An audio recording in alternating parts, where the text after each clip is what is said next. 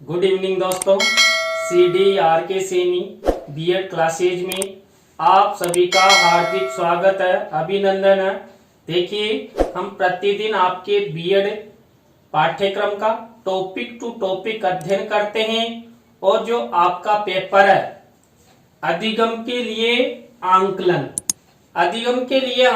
Paper के अंतर्गत आज हम यशपाल कमेटी के अनुसार आंकलन एवं मूल्यांकन के बारे में अध्ययन करेंगे कि यशपाल कमेटी के अनुसार आंकलन और मूल्यांकन के बारे में यशपाल कमेटी ने जो प्रोफेसर यशपाल की अध्यक्षता गठित हुई थी, उस कमेटी द्वारा आंकलन और मूल्यांकन के बारे में क्या कहा गया, क्या सुझाव दिए गए, इन सब के बारे में हम विस्तार पूर्वक अध्ययन करेंगे। और देखिए, यशपाल कमेटी को बिना बोझ के रिपोर्ट 1993 के नाम से भी जाना जाता है। यशपाल कमेटी द्वारा जो रिपोर्ट प्रस्तुत की गई, वह रिपोर्ट बिना बोझ के रिपोर्ट, यानी कि जो छात्रों के लिए बस्ते, बैग बोझ बने हुए थे, उसको कम करने का प्रयास यशपाल कमेटी द्वारा किया गया था। तो यशपाल कमेटी के अनुसार आंकलन और मूल्यांकन के अंतर्गत पहला बिंदु देखिए, हमारे देश में शैक्षणिक बोझ को कम करने के लिए 1977 में ईश्वर भाई पटेल समीक्षा समिति बनी। देखिए, जो यशपाल कमेटी है, इसने भी शिक्षा के बोझ को कम करने, विद्यार्थियों के बोझ को कम करने हेतु ही प्रयास किए थे। तो इस समिति के पहले जो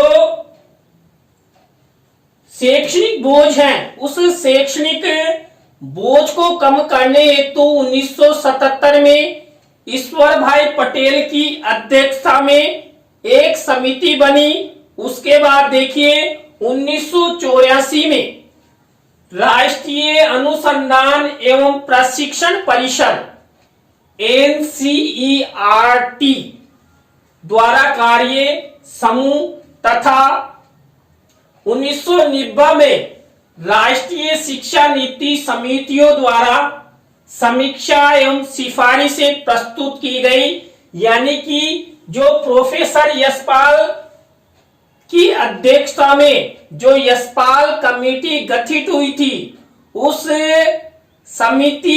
कमेटी से पहले हमारे देश में 1977 में ईश्वर भाई पटेल, 1984 में राष्ट्रीय अनुसंधान एवं प्रशिक्षण परिषद और 1990 में राष्ट्रीय शिक्षा नीति समितियों द्वारा शिक्षा के बोझ को कम करने हेतु अपने अपने सुझाव दिए, अपनी अपनी सिफारिशें प्रस्तुत की, अपनी अपनी समस्तुतियां प्रस्तुत की। किनके विषय में? शिक्षा के बोझ को कम करने के संबंध में। इसी क्रम में शिक्षा क्षेत्र में बिना बोझ के आंकलन एवं मूल्यांकन के विषय में 1993 में यशपाल कमेटी द्वारा आंकलन एवं मूल्यांकन संबंधी प्रमुख सिफारिशें प्रस्तुत की गई। देखिए, 1993 में जब यशपाल कमेटी ने आंकलन और मूल्यांकन के अंतर्गत अपनी सिफारिशें, अपने सुझाव और अपनी समस्तुतियां प्रदान की, तो वो समस्तुतियां, सिफारिशें कौन कौन सी है, इनके बारे में अध्ययन करते हैं। पहली समस्तुति या सुझाव है, पाठ्यक्रम एवं मूल्यांकन प्रक्रिया छात्रों के लिए बोझ हो रही है, इसको कम करने की आवश्यकता है। देखिए, जो यशपाल कमेटी बनी, उस यशपाल कमेटी ने 1993 में आंकलन और मूल्यांकन के विषय में कहा कि जो पाठ्यक्रम है एवं मूल्यांकन है, जो पाठ्यक्रम की प्रक्रिया है, छात्रों के लिए बोझ हो रही है, तो इसको क्या किया जाए, इसको कम किया जाए। पहला सुझाव, इस समिति द्वारा पाठ्यक्रम एवं मूल्यांकन की प्रक्रिया के भार को कम करने का सुझाव दिया गया। दूसरा सुझाव दिया, पाठ्यक्रम एवं मूल्यांकन सामान्य परिस्थितियों में एक औसत शिक्षक द्वारा समय पर पूरा किए जाने योग्य नहीं है। कमेटी ने यह बताया कि जो वर्तमान में पाठ्यक्रम प्रचलित है वो एक शिक्षक द्वारा निश्चित समय के अंदर पूरा नहीं किया जा सकता, इसलिए ऐसा पाठ्यक्रम लागू किया जाए जो समय पर पूरा हो सके। देखिए, यदि पाठ्यक्रम समय पर पूरा होगा तो छात्रों का मूल्यांकन भी समय पर होगा, अच्छा होगा। और यदि समय पर पाठ्यक्रम ही पूरा नहीं होगा तो कहां से छात्रों का अच्छा आंकलन और मूल्यांकन किया जाएगा। मान लीजिए प्रश्न पत्र तो बन गए पूरे 100% पाठ्यक्रम में से, और एक अध्यापक के द्वारा पढ़ाया गया 70% पाठ्यक्रम, तो आंकलन और मूल्यांकन के बोझ को कम करने, आंकलन और मूल्यांकन के संबंध में जो यशपाल कमेटी है उन्होंने मुख्य रूप से पाठ्यक्रम को उत्तरदायी मानते हुए पाठ्यक्रम को ऐसा बनाने हेतु प्रयास, ऐसा सुझाव दिया कि एक शिक्षक निश्चित समय में उस पाठ्यक्रम को छात्रों को पढ़ा सके, ऐसा पाठ्यक्रम तैयार किया जाए जिससे छात्र समय पर अपना आंकलन और मूल्यांकन दे सके। नेक्स्ट बिंदु है, पाठ्यक्रम का छात्रों के मानसिक स्तर एवं अवधारणाओं के कठिनाई स्तर में मेल नहीं है। अतः पाठ्यक्रम छात्रों के मानसिक स्तर एवं अवधारणाओं के अनुसार होना चाहिए। देखिए, जब यशपाल कमेटी द्वारा आंकलन और मूल्यांकन के बारे में या कमेटी ने अपनी रिपोर्ट प्रस्तुत की, उस रिपोर्ट में क्या कहा कि जो पाठ्यक्रम है वो छात्रों के मानसिक स्तर के अनुरूप और अवधारणाओं के कठिनाई स्तर में मेल नहीं है। तो क्या हुआ, पाठ्यक्रम ऐसा लागू किया जाए जो छात्रों के मानसिक स्तर एवं अवधारणाओं के अनुसार होगा, तभी जाकर छात्र अच्छा आंकलन और मूल्यांकन दे सकते हैं। चौथा बिंदु है, पाठ्य पुस्तकों में प्रयुक्त भाषा छात्रों के समझ से परे है, इसलिए पाठ्य पुस्तकों में छात्रों की समझ युक्त भाषाओं का प्रयोग होना चाहिए। देखिए, जिस समय यह रिपोर्ट प्रस्तुत की गई, किसके द्वारा, यशपाल कमेटी के द्वारा, उस समय इस कमेटी ने शिक्षा की समीक्षा की, पाठ्यक्रम की समीक्षा की, यानी शिक्षा क्षेत्र में समीक्षा करते हुए ही ये सब सुझाव प्रस्तुत किए और उन्होंने बताया कि वर्तमान में जो पाठ्यक्रम लागू है और पाठ्यक्रम के द्वारा जो छात्रों को पढ़ाया जा रहा है, तो जो भाषा उसमें समाहित की गई है, ये भाषाएं छात्रों के समझ से परे हैं। छात्र भाषाओं को समझ नहीं पा रहे कि भाषाओं का विकास किस तरह किया जाए, तो पाठ्यक्रम में, पाठ्य पुस्तकों में छात्रों की समझ युक्त भाषाओं का प्रयोग किया जाए। देखिए, मातृभाषा का प्रयोग किया जाए। यदि बालक प्राथमिक कक्षा में है तो इसलिए छात्रों का अच्छा विकास हो सकता है। नेक्स्ट बिंदु है पाठ्यक्रम बुनियादी मान्यताओं को पूरा नहीं कर रहा है, जिसका प्रभाव मूल्यांकन पर दिख रहा है। अतः पाठ्यक्रम बुनियादी मान्यताओं को पूरा करते हुए प्रभावपूर्ण मूल्यांकन पर आधारित होना चाहिए। यशपाल कमेटी ने कहा कि जो पाठ्यक्रम है वो बुनियादी मान्यताओं को पूरा नहीं करता है और पाठ्यक्रम ऐसा लागू किया जाना चाहिए जो बुनियादी मान्यताओं का पूरा कर सके। देखिए, पाठ्यक्रम बुनियादी मान्यताओं वाला नहीं होगा तो छात्रों का आंकलन और मूल्यांकन भी ठीक से नहीं हो पाएगा। और यदि पाठ्यक्रम बुनियादी मान्यताओं के अनुसार है तो छात्र अपना अच्छा आंकलन और मूल्यांकन दे सकते हैं, अपना फ्यूचर निर्माण कर सकते हैं। नेक्स्ट बिंदु है स्कूली बैग का आकार वृहद हो गया है, जिससे छात्रों की स्थितियां बद से बदतर हो गई है। इस बोझ को कम किया जाए। देखिए, छात्रों का जो बैग है, बस्ता है, जितने किलो का तो बालक नहीं है, उसके लगभग पुस्तकों और पाठ्यक्रम का भार, अभ्यास पुस्तिकाओं का भार, कुल मिलाकर बैग बस्ते का वजन इतना हो गया है कि जो बालक हैं, छात्र हैं, उनकी स्थितियां बद से बदतर हो गई, यानी बालक कई बीमारियों के शिकार हो गए। तो इस बैग बस्ते का जो वजन है, बोझ है, उसको कम किया जाए। ऐसी व्यवस्थाएं की जाए कि छात्र या तो बैग को स्कूल में ही रख के आए या पाठ्यक्रम के अनुसार, विषयों के अनुसार पुस्तकें लेकर जाए।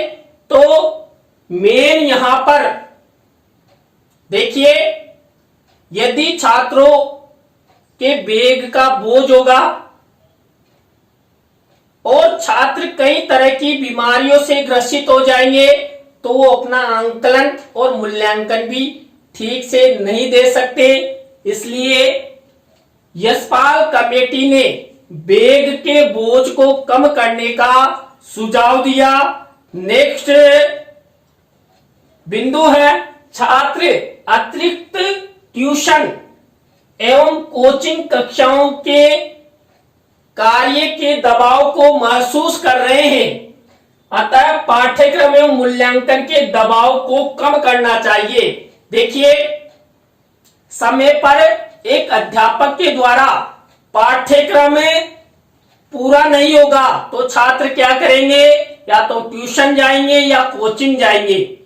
तो छात्र स्कूल में भी अध्ययन कर रहा है और स्कूल के बाद ट्यूशन और कोचिंग में भी जा रहा है, तो छात्र दबाव को महसूस कर रहे हैं। तो पाठ्यक्रम के दबाव को कम किया जाए तो ही जो मूल्यांकन है वो कम हो सकता है और मूल्यांकन के प्रति छात्रों की सकारात्मक सोच हो सकती है, दृष्टिकोण हो सकता है और पाठ्यक्रम और मूल्यांकन संबंधी दबाव को भी कम किया जा सकता है। परीक्षा प्रणाली दोषपूर्ण है। जो छात्रों का उचित आंकलन एवं मूल्यांकन नहीं कर पा रही है, तो अतः परीक्षा प्रणाली में सुधार अपेक्षित है। परीक्षा प्रणाली में सुधार किया जाएगा तो क्या होगा, छात्रों का आंकलन और मूल्यांकन ठीक से किया जाएगा। जब भी तो वर्तमान समय में आप देखिए, छात्रों का सतत एवं व्यापक मूल्यांकन किया जाता है और अंकों के स्थान पर ग्रेडिंग प्रणाली सिस्टम को प्रारंभ किया गया है। लेकिन ये 1993 की रिपोर्ट है, तो उस समय हमारे देश में शिक्षा के संबंध में जो यशपाल कमेटी है, उन्होंने सुझाव दिया था कि वर्तमान परीक्षा प्रणाली दोषपूर्ण है। और उस समय अंक आधारित परीक्षा प्रणाली थी। प्रतिशत छात्रों को प्रदान किया जाता था, जिससे छात्र मानसिक दबाव में आ जाते थे। तो यशपाल कमेटी ने उस समय परीक्षा प्रणाली को दोषपूर्ण बताया। नेक्स्ट बिंदु है विद्यार्थियों के आंकलन एवं मूल्यांकन संबंधी कार्यों की पुनः समीक्षा की जाए तथा अपेक्षित आंकलन एवं मूल्यांकन प्रणालियां विकसित की जाए। यानी कि फिजूल जो आंकलन और मूल्यांकन की प्रणालियां हैं उसको खत्म कर दिया जाए और छात्रों के अनुरूप आंकलन और मूल्यांकन की प्रणालियां लागू की जाए। यानी कि परीक्षा संबंधी जो प्रणालियां हैं, आंकलन मूल्यांकन संबंधी जो प्रणालियां हैं, उनकी समीक्षा करने पर ही कि आंकलन और मूल्यांकन के द्वारा जो वर्तमान में छात्रों पर दबाव बन रहा है, उस दबाव को किस तरह कम किया जा सकता है। नेक्स्ट बिंदु है वर्तमान विद्यार्थी एवं शिक्षक पाठ्य पुस्तकों एवं गाइड्स पुस्तकों की जानकारी तक ही सीमित है। अतः शिक्षकों और छात्रों को व्यापक जानकारी अपेक्षित है। देखिए शिक्षक क्या करता है, सीरीज में से पढ़ा देता है, गाइड में से पढ़ा देता है और छात्र भी सीरीज और गाइड में से पढ़ लेते हैं। तो देखिए सीरीज और गाइड के माध्यम से ना तो छात्र को और ना ही शिक्षक को व्यापक ज्ञान मिलता है, एक संकुचित ज्ञान उनको मिलता है। तो यशपाल कमेटी ने यह बताया कि शिक्षक पाठ्य पुस्तकों एवं गाइड का जो प्रयोग कर रहे हैं वो व्यापक ज्ञान प्रदान करने वाली नहीं है। तो उसमें जो सीरीज और गाइड्स है उनके स्थान पर अच्छी पुस्तकें पाठ्यक्रम में समायोजित की जाए, जिससे छात्र और शिक्षक व्यापक ज्ञान ग्रहण कर सके। नेक्स्ट बिंदु है परीक्षा के डर से शिक्षा कठिन होती जा रही है, अतः छात्रों में परीक्षा का डर खत्म किया जाए। देखिए छात्रों का आंकलन और मूल्यांकन लेने हेतु परीक्षाओं का आयोजन किया जाता है, तो छात्रों में परीक्षा का डर बना रहता है, तो उस डर को खत्म किया जाए। और आप सभी को भी मैंने आपको बताया भी था, वर्तमान समय में तो ग्रेडिंग प्रणाली चल गई है, जिससे छात्रों में परीक्षा का भय खत्म हो गया है। लेकिन 1993 में जब यशपाल कमेटी ने अपनी रिपोर्ट दी, उस समय देश में क्या था, अंकीय प्रणाली थी, छात्र परीक्षा से डरते थे। तो यशपाल कमेटी ने परीक्षा संबंधी डर को दूर करने हेतु सुझाव दिया। नेक्स्ट बिंदु है पाठ्य पुस्तकों के संप्रति कठिन तथा भाषा शैली समझ के परे हैं, अतः पाठ्य पुस्तकों का संप्रति सरल एवं सुबोध होना चाहिए तथा भाषा शैली छात्रों की समझ के अनुसार होनी चाहिए। यशपाल कमेटी ने जो ये सुझाव दिया उसके अनुसार यदि छात्र जो पुस्तकें पढ़ते हैं उन पुस्तकों में भाषा शैली उनकी समझ के अनुसार होगी और पाठ्य पुस्तकों का संप्रति सरल होगा, समझ योग्य होगा, तो छात्र अच्छा आंकलन और मूल्यांकन दे सकते हैं। तो ये इसके बाद वर्तमान शिक्षा प्रणाली द्वारा आंकलन एवं मूल्यांकन के लक्ष्यों की प्राप्ति नहीं हो पा रही है, अतः शिक्षा प्रणाली में सुधार अपेक्षित है। देखिए यशपाल कमेटी द्वारा जो आंकलन और मूल्यांकन के विषय में सुझाव दिया गया, तो उन्होंने यही बताया कि वर्तमान शिक्षा प्रणाली में जो आंकलन और मूल्यांकन है, उस आंकलन और मूल्यांकन के लक्ष्यों की प्राप्ति नहीं हो पा रही है। तो इन आंकलन और मूल्यांकन के लक्ष्यों की प्राप्ति हेतु शिक्षा प्रणाली में, परीक्षा प्रणाली में सुधार अपेक्षित है, तभी जाकर आंकलन और मूल्यांकन के लक्ष्यों की प्राप्ति की जा सकती है। तो आप सबको बहुत बहुत धन्यवाद। आज हमने यशपाल कमेटी के अनुसार आंकलन और मूल्यांकन का अध्ययन किया, जिसे बिना बोझ के रिपोर्ट 1993 के नाम से जाना जाता है। आपको वीडियो कैसा लगा कमेंट्स में जरूर बताएं। नए टॉपिक के साथ हम आपसे फिर मिलेंगे CDRK सैनी BEd क्लासेज पर।